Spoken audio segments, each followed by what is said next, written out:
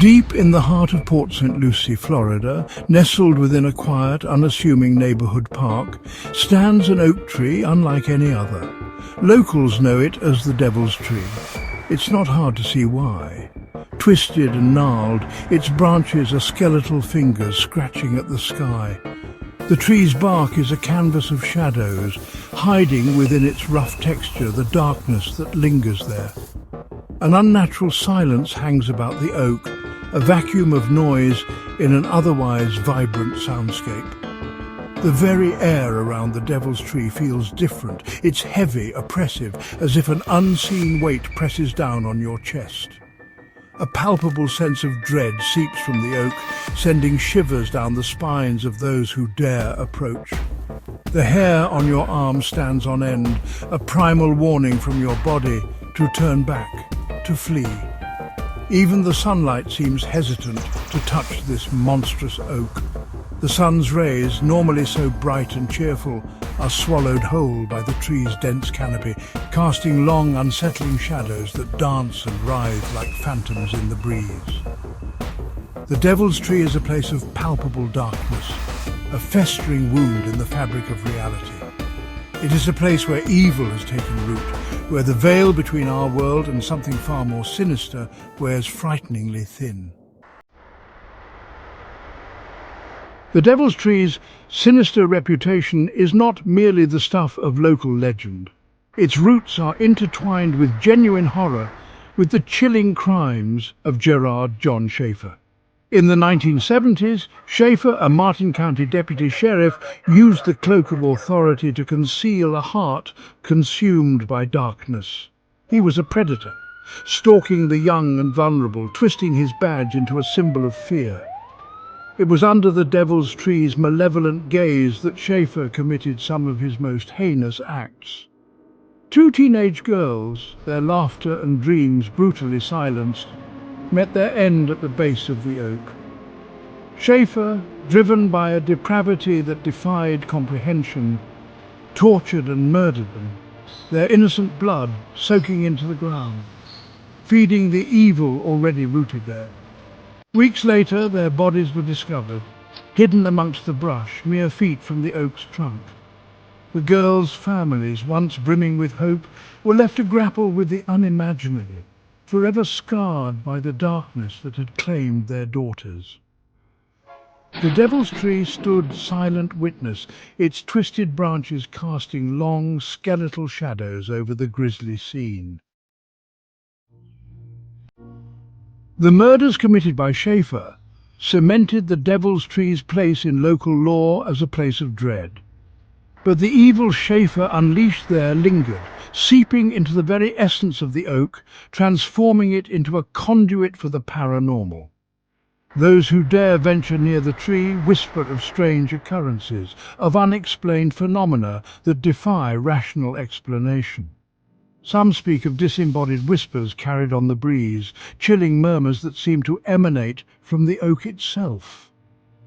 Others describe seeing shadowy figures lurking at the edge of their vision, fleeting glimpses of movement that vanish as quickly as they appear. There are tales of blood-curdling screams echoing through the night, chilling cries that send shivers down the spines of those who hear them. Over the years, there have been numerous attempts to remove the Devil's Tree, to exorcise the darkness that clings to it.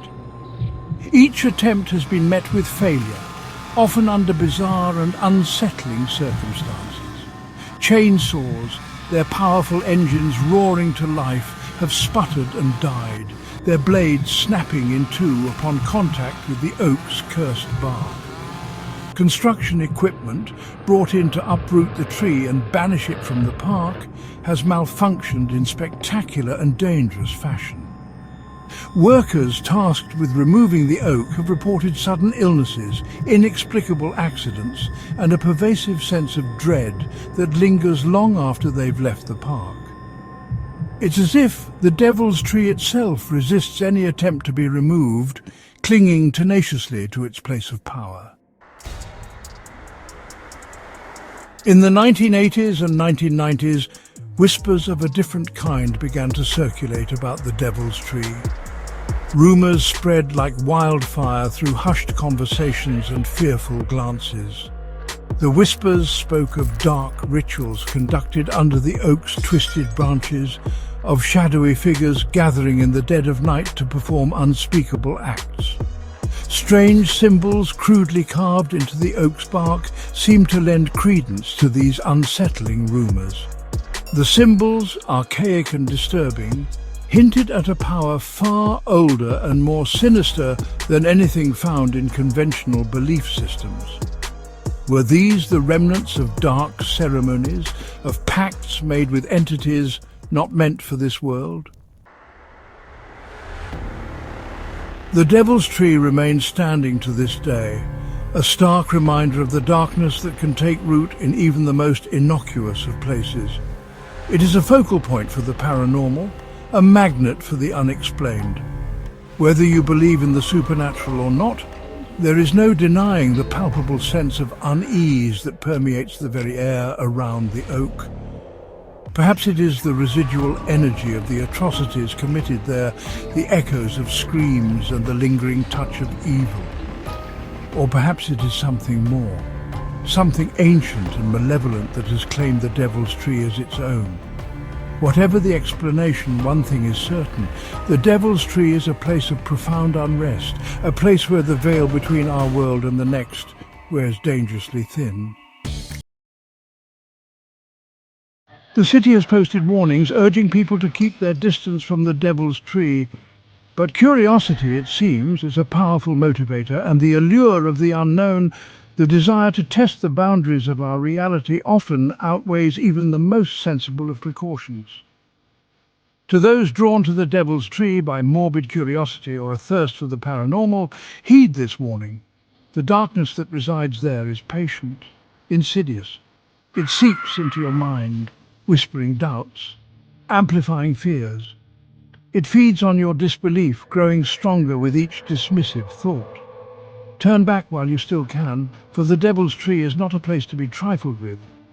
It is a place of shadows and whispers, of cold dread and unspeakable evil.